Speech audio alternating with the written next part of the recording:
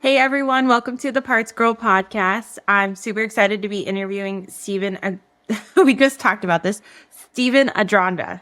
Did I say it Like right? lasagna. Lasagna. Lasagna. I It's a tongue totally twister. heard I that. know. I love it. I get like all of it. So you did the best out of Adragna. most people. Yeah, a Yeah, there we lasagna go. Adragna. That's perfect. That's Okay, awesome. so now that we've covered your name, who are you? What company are you with? Or you're the CEO of the company, you founded the company. Yeah. But Yes, yes, tell me that and then tell me just kind of how you got into auto. What's your story?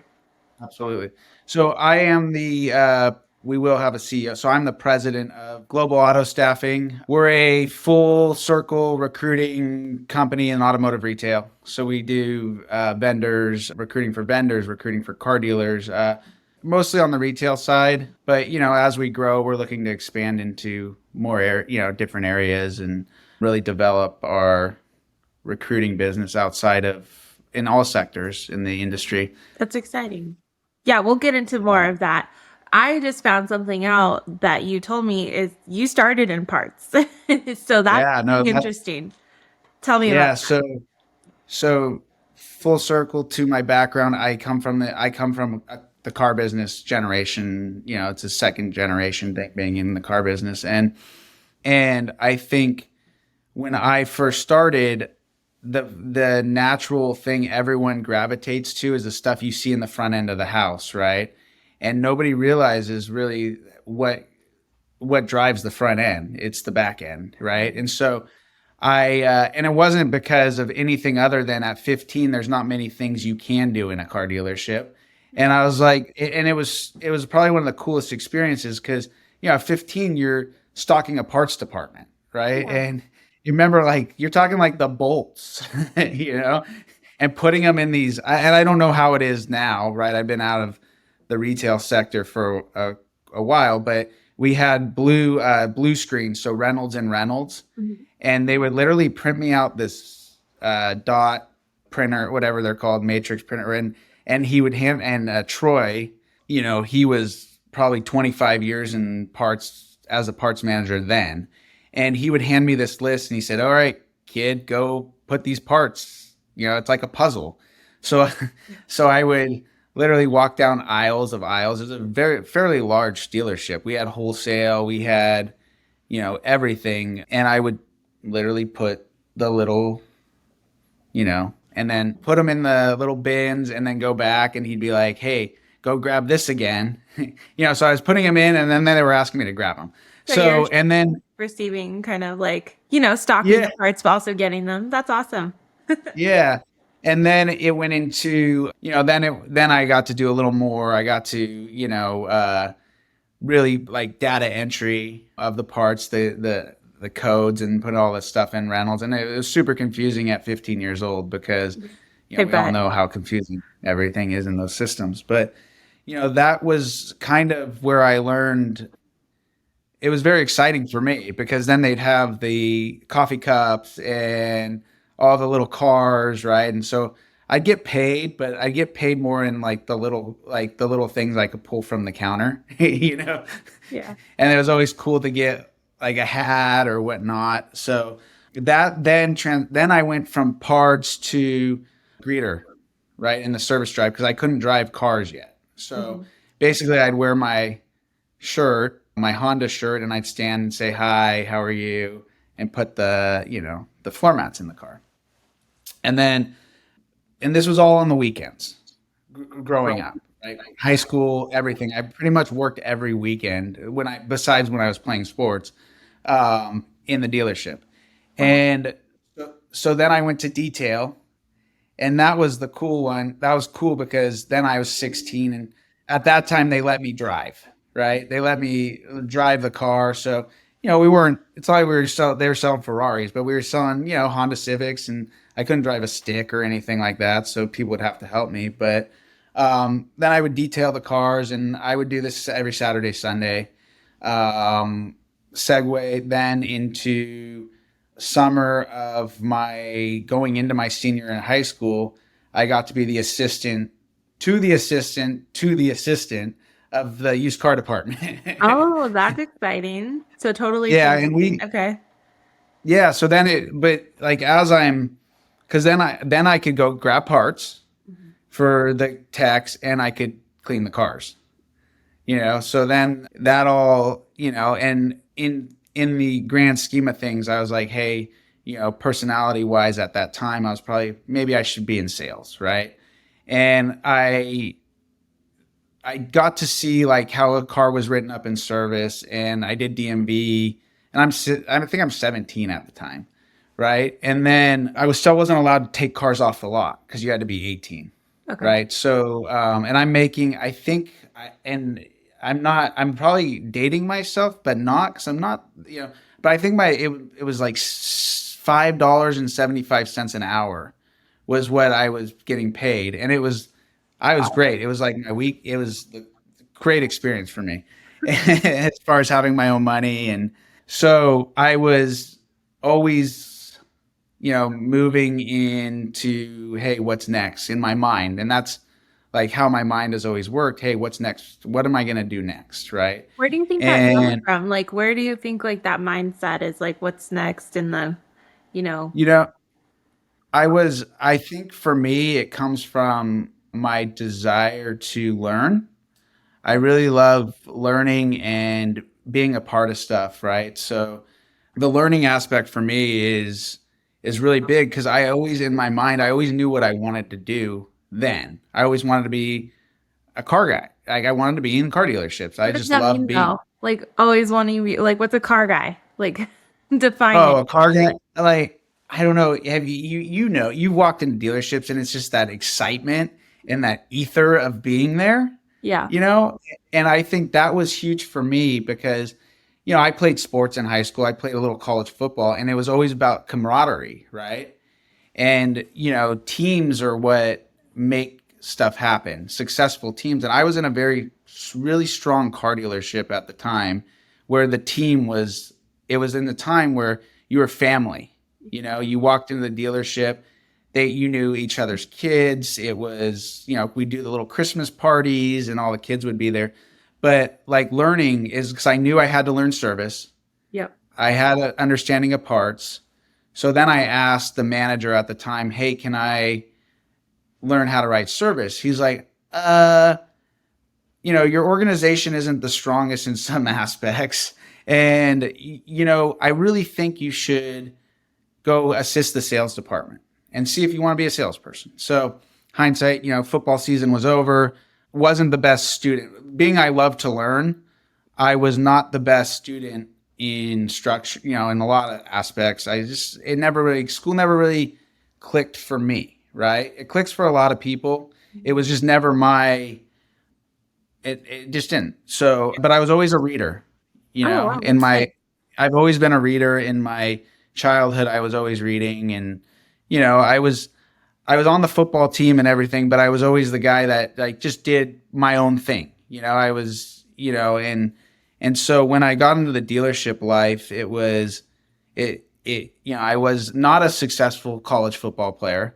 I had a good year. I was fourth string on my college team, and I was like, hey, probably not the best thing for me. Getting hit in the head for no reason is not always a great thing. So I then opportunity came. We had 25 salespeople at the time, and they basically said, hey, we can add a 26 if you want to come sell cars. So I sold cars Wednesday through Sunday in high school. I was Wow. 18. Yeah.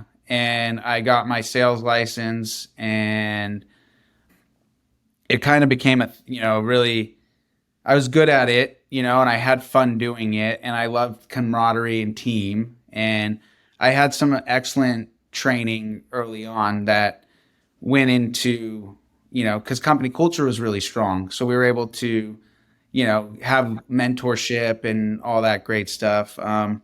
20 comes along. There was a finance assistant position. I applied for it, got it, did it, processed paperwork essentially. Then got into F&I full blown, full circle, went through the stages, sales manager at 23, and then GSM at a large, and Honda mostly through my career. But then when I actually took the step into the higher levels. I wasn't at the level to be at a big Honda store in those roles. So I actually cut my teeth in Infinity. So Wow. really hard brand, but but then too is like I got full exposure as a general manager because the stores are so small, Yeah. right? To learning the parts department. Wouldn't say I'm an expert in fixed, but I respect it so much because it's not my strength, right? And you tend to respect things a lot more when they're not your strength. You True. know, Yeah. that makes sense. So you full circle around the whole entire dealership, and then now you have your own company. And where did that spark happen? Like why did you start your own company? Yeah. So I was part of a bigger recruiting firm that was well established, and I've been mulling it for 3 years really. It's 7 years. I got out of retail in 2000, end of 2007, end of 2016, so 2017, and I started recruiting full time. Really hard, like very hard, because I had the credibility, but you have to build trust in people. You have to have people. It's a big commitment from a dealer to hire me to recruit, right? Because Yeah. I'm helping them with so established myself in that side of the business. Did a lot of C-level, C-suite kind of searches. Was kind of like we were kind of hidden though, and I always thought like, hey, people need to talk about recruiting because it's a major factor. Like we all recruit every day. Like Yeah. some of the best people I recruited were people I ran into in the grocery store as a manager, right? And so my vision to not only be a recruiting firm, but to really like it really, and this might be like going to a whole extreme, but it changes people's lives, right? Yeah. And I'm a people really do matter to me. And anyone in anyone that comes into my company is we're people's first business, right? Mhm. And it's really hard in our industry to say that money doesn't matter, right? But at the end of the day, it's all about connecting people, making people happy, and providing the best services for whoever we're working with, right? And What would that's our you mission. what would Mhm. you say the hardest part about recruiting? Like why would a dealership hire a company to recruit? Yeah. No, that's like a perfectly, and it's basically cut down on the time, right? Is been in car dealerships, many people have to wear multiple hats, right? So like when I was a general manager, and I was a smaller store, so when you're in a smaller store, it's harder than being at a bigger store, right? A high volume store is like you're really like focused. And I remember, and this is like an experience I had with a candidate I was interviewing for a sales manager role, and I ended up hiring the person. So it was all, but I made him. Unbeknownst to me, he waited for an hour and 45 minutes to come into my office. Wow.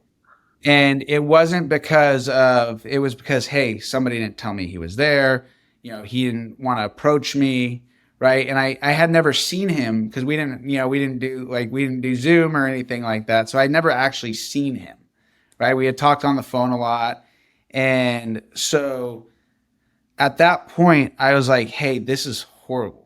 Right. This employee, onboarding and that we could fix it then. But, his experience with me was like, oh, this guy doesn't care, right?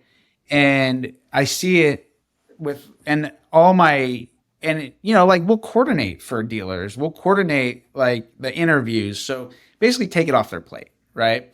And I think that it adds value. And certain organizations, like, hey, would never be our client, right? But it's the organizations that are, maybe 15 dealerships and under, or it could be 50, right? And it's just they don't have the recruiting structure built in, right? Because we think about people, our business is selling, right? And I mean in the retail automotive space. So we're always kind of thinking about people, right? We're people's business, but we have to cater to our employees just like we do customers, Yeah. right? That makes sense. And I think that's the big thing and we're hearing a lot of it right now because everything's changing in the industry, right? And I think the best thing that I can do is just use personal experiences as being in those seats where I hired people. to say like, hey, let me handle your recruiting, right? And and then you have a second pair of eyes on stuff, like, we're vetting people. If they get past me and they get past the HR department or the dealer, generally they're probably going to stick, right? It's probably going to be a good hire, right? So, we keep Well, to those and basics. it's important to hire the right people instead of just hiring people to hire people, right? Because then you're spending more money too. And then you mentioned too, like you guys have had some massive growth with your company, and you guys are focused on culture and you've hired someone, I think, right? Yeah, So let's talk about the growth and how that's been and how you've sure. adapted with all of that. Because I think a lot of dealerships go through that where they're growing a lot and keeping up with that growth is really hard. So, No, and that's the thing is that, we hire out of need rather than hire because proactively, actively, we're not actively looking. We hire out of need. And I've ran into that, right? With fast growth, you're going to hire out of need. You have to, right?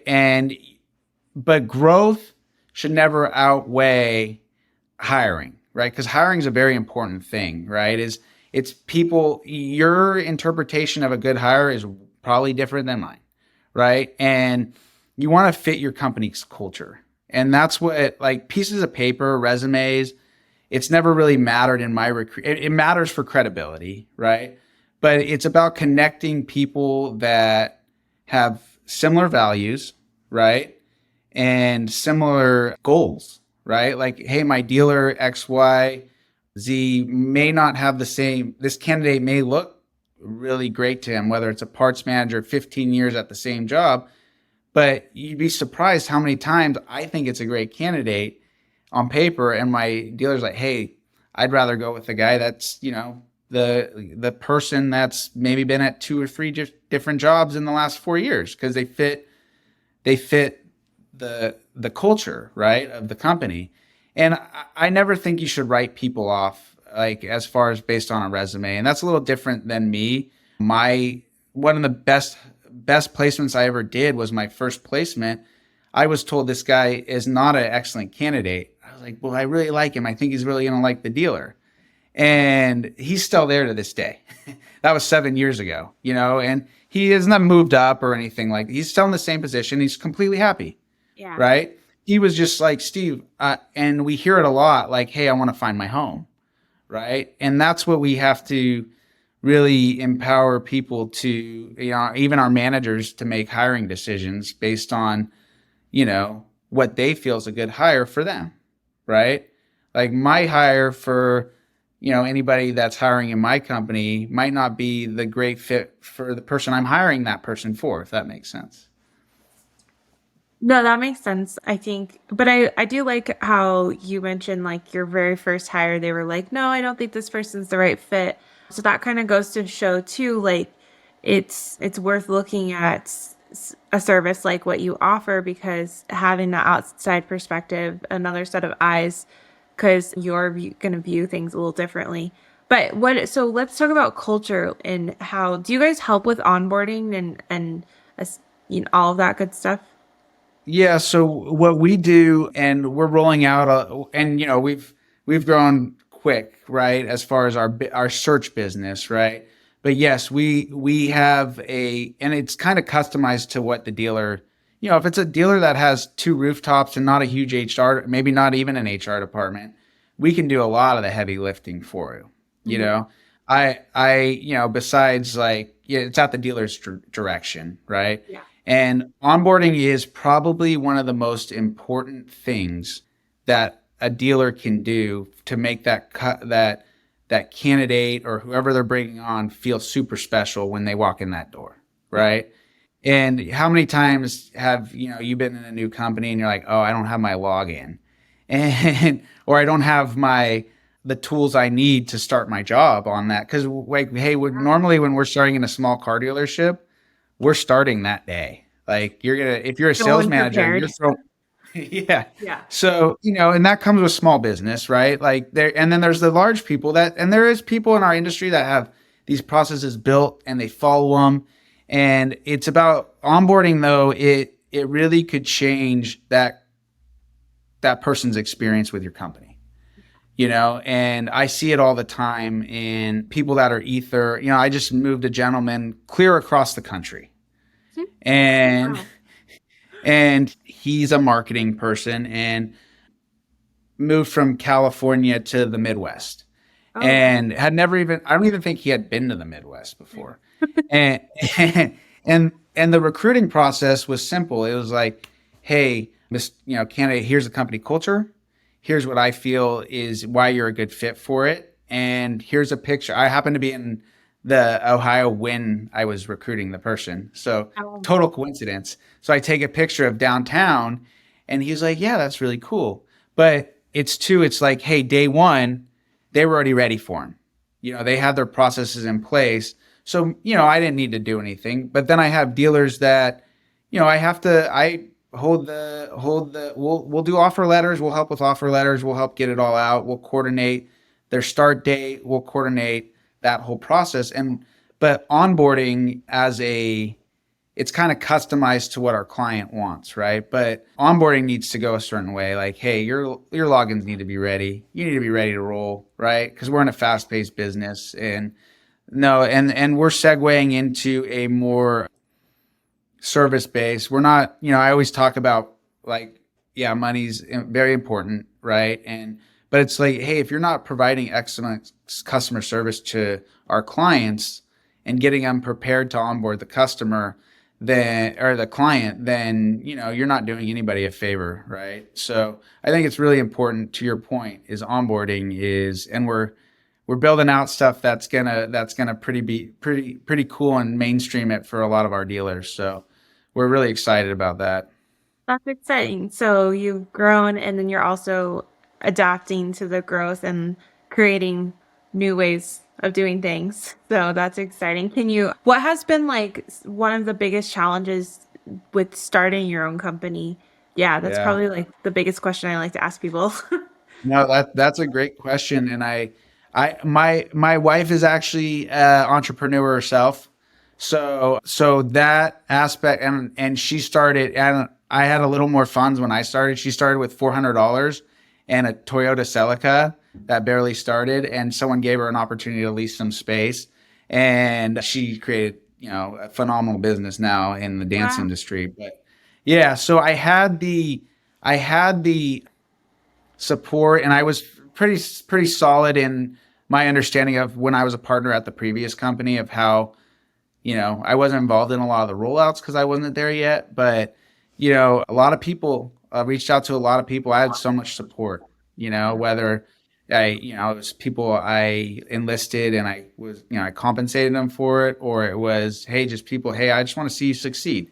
And that was the coolest thing about it is that there's so many people that I had talked to over the years that I was just like, hey, what do you need from us? I just want to see you succeed. Clients and so I had the support. It's not, I don't think we could have put this together that quick and monetized it if we didn't have that support. So like before you jump into a new business, it's making sure you have the support with your family and the buy-in, and it's not always about funds. Like you figure it out, right, and you slow walk it. But I think that like to anybody that wants to start their own business and go out on their own, it's very scary, to be honest. Like you don't know where your next paycheck's going to come, and you don't know when. But at the end of the day, I was talking with somebody that's joining my team, and and it was like, hey, you're doing what you like, what you want to do. And that's the cool thing about it is that you wake up every morning with a different purpose. You wake up a lot earlier, right? I started waking up for some reason at like 3:30 a.m. Wow. and it wasn't even like I'm not prone to wake up that early, but I was just like my head was spinning, and you have all these ideas, but then you have to, me especially, like I have to be taken down a notch, right? And it's about humbling yourself and learning from others. I think that anybody wanting to do it, learn from others. Yeah. And you mentioned something about purpose. I think that's a lot of us. I think everyone strives to figure out their purpose. And so I think what you're doing is fulfilling a purpose. So that's why it's like not easier, but like it's one of those things that you're just, you're doing what you love, so it doesn't feel Yeah. like work, if that makes sense. No, and I told you my briefly, the story of my. I love the automotive industry. Like it's my passion for sure. I couldn't ever, even though I'm not in dealerships, which I do get told sometimes, hey, you're not, and I try not to be like insert my opinion, in a lot of stuff because I'm out of the game, the retail dealership, so for me, it's just being around it, and our industry has its, faults, but it also has, it's raised it's made a lot of people, it's changed a lot of people's life. Yeah. And No, I think you've mentioned that a couple times, changing people's lives, and I think that's what you're passionate about, that's true. like the recruiting of. I mean, if you look at how I got into auto, that's a recruit. Like I was recruited in, and it changed my life. So it's Yeah. like that's really cool. And It's you started in the parts department? no, Is that I've actually never worked at a dealership. okay? I was at a Subway restaurant, and the owners of PartsEdge got me into start Oh, working for that's them. awesome. So I've always been in the parts industry, like side of the business, but I've never actually been Sure. in the dealership side, just the vendor You side. know, it's like one of those things that, and because I see you're very active on, by the way, awesome. We love your podcast. Our whole team watched. We've been, well, not just because I was on the show, I was going to be on your podcast, but we were just like, hey, this is really cool. Like and that's the cool thing about our industry is that like you can do anything you want to do in this industry, Yeah. right? It's a matter of like I don't have a college degree. I don't have I mean, I think for me education was, and I don't think there's many industries. I've tried to be on like the vendor side at, the bigger companies and I just didn't have the, besides misspelling on my resume constantly. I own my misspelling, by the way. It's not Oh my gosh, strong point. I am horrible at spelling. It's the worst. I I say the wrong name all the time. Like whenever I'm bringing on a new dealership, I'm like, wait, how do you say that name? Because there's so many different names.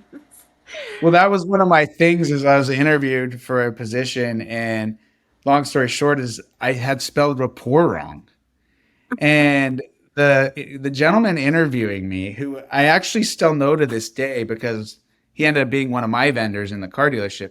In the panel interview, he asked me, "Hey, how do you spell rapport?" And I was like, "Whoa, I don't," So I guess my point is, it's not my spell, but it's that hey, you can be anything you want to be in this industry if you're willing to work hard.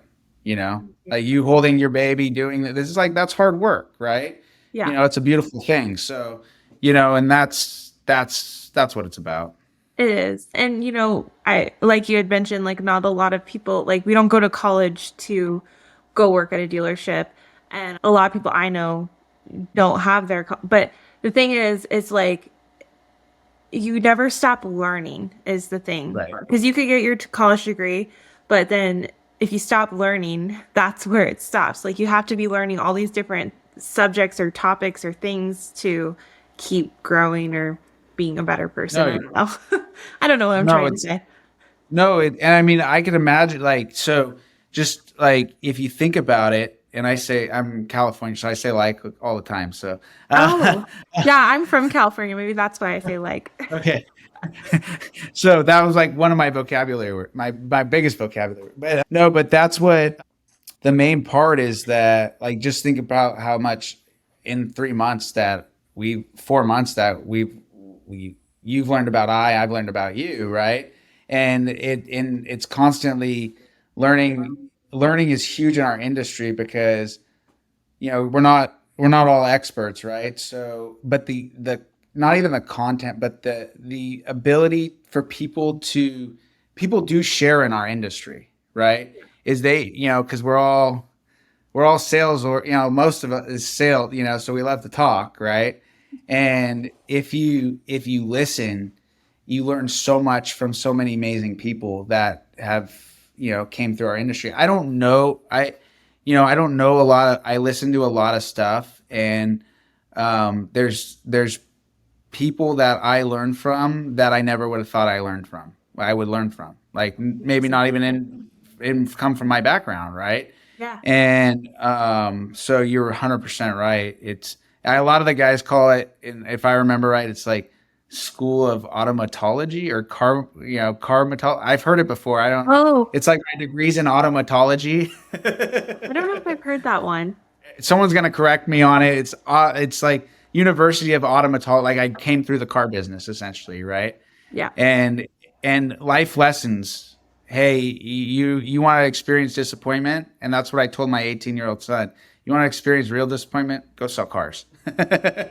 Because you'll walk through a whole process, spend 5 hours with a customer, and all of a sudden, a sales manager says something or something happens, and they're like, "Oh, hey, we're not going to buy the car anymore." So you learn life lessons too, You right? do. And the cultures that are brought into the industry too is insane. So it's beautiful. It's awesome. It is. I know. I tried to leave it and I came back, so it's a beautiful thing. What would The you God. what's your favorite, like, what was I gonna ask you? Oh, I always love asking this question. You're in the car business when, and like you're supposed to finish the sentence. Oh, when you wear your logo all the time. so That's a good so that one. was like that, and I was talking about it the other day. Is who was it? My best friend? He was like, because we actually cut our teeth selling cars together, and we're still friends to this day. He's a recruiter, but on an executive level for a Fortune 100 company. But he was like, you know how I know you're in the car business, Sal? He's like, I was like, why? He's like, you're always wearing the same shirt. That's Like every funny. time I see you, you throw on your company shirt. Because like really at a time where I came in the business, we were given three shirts because they were starting to go away from ties and Mhm. all that stuff. And then it's still out there, but we were given three shirts. And literally that's what you wore. It was blue. It was the ugliest shirt in the world. And we wore them all the time. And so through my career, I would always be like, hey, and plus, like you can throw a collared shirt on and throw your company, your pullover over, and then you don't need to iron anything. There, yeah, that makes sense. Well, I like how a lot of us are going to like t-shirts now. Like I have a PartsEdge t-shirt. You can't Love really, it. so, Yeah. and it's That's like a awesome. Well, um, that's the thing is like someone was asking me, Steve, why do you have all these shirts? And it's the truth because like that's what the business teaches us is to constantly be you're constantly there, so you're constantly, selling or selling yourself or so yeah, that's funny. I love that question. I probably could have thought of a lot of other things, but it was like that was a I good got my, one. I got my shirt on. I've heard some good ones. The most famous one is like you never plan anything on month end or like something Oh about yeah. yeah. So I've tried to get away from that mentality. Is Yeah. like, hey, I got to have all my numbers in by the 30th. I got to have all my billings out. And now I've been taught by my coach, like, hey, it's a long game. I'm like, no, it isn't. No, it's every month. No, but like Every day. it's every day. No, it's true. We do like, and then I feel like we also like, get through the month and then we're like, okay, on to the next one. You're not reflecting on like, okay, what did we do? How like the Right. accomplishments. But Or it's maybe I'm okay working weekends, right? Because now oh, even to this day, I'm pushing everyone's like, "Hey Steve, it's Saturday." Because I open my calendar up because I do like, anybody can schedule a call on my calendar if you need career advice, if you're struggling to find a job, jump on my calendar. If I can place you with a client and maybe they're not looking and I don't get it, we're not charging for it, just like letting people have access to my connections, right? yeah. And everyone, my wife was like, "Hey, are you ever going to get into the mentality of working on Saturday and Sunday?" I'm like, "Yes, I am, but I only schedule 2 hours when I know you're sleeping." Oh, there you go. So I'm like in the mornings, I like 6 a.m. to 8 a.m. I'll open up my calendar and it's like, "Hey, jump on it." and forever who I've missed. I do miss calls sometimes because, sometimes I do have I do sometimes want to take weekends off, but that's like the one thing that you learn in the business is that you're constantly going. Constantly going. Yep. It doesn't stop. So to wrap everything up, is there anything you want to just kind of add or anything I didn't ask you about that you wanted to talk about before we I think, well, I mean, we covered a lot, and we did? I think that anybody who employs people or manages people, that you always have to understand that people really matter, right? And I think that's a huge thing, is that if we all look at like how we came up in the business and how we were mentored, is always be a mentor to somebody, and no matter what level you're at, help, right? Don't and we gotta really look at ourselves in the mirror as an industry and realize like, hey, let's bring people up, right? Let's create culture, let's create a mission, everyone together, and really focus on people and how they matter. And